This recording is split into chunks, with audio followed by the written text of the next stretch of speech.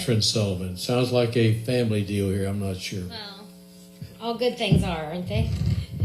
Hi, everybody. My name is Sarah Sullivan. I'm a native Floridian, but first time speaking to a delegation, so thank you for having me here. I'm here to ask your support for a bill that's going to come before you this year to legalize naturopathy and license naturopathic doctors in the state of Florida.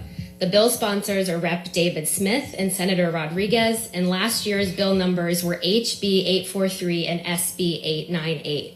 At 25, like unfortunately too many young people these days, I fell sick with very many mysterious chronic conditions. I was working in DC, and no MDs in Florida or DC could treat or diagnose me. But thankfully, my mom knew about the profession of naturopathic doctors and found one for me in Washington, DC.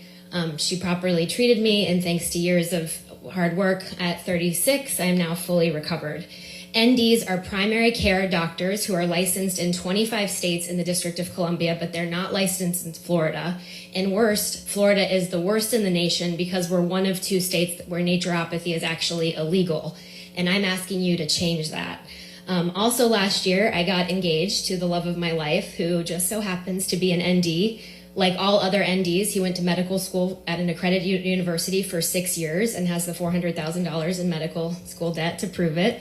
I convinced him to move from Seattle, where he is a licensed doctor and treats many patients in a very beautiful, affordable way, to Florida to be with me.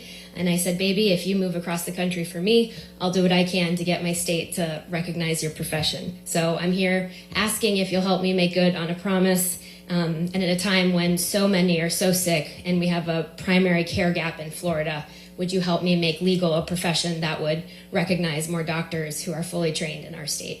Thank you so much. Thank you, Ms. Sullivan. The next Ms. Sullivan, Kathy.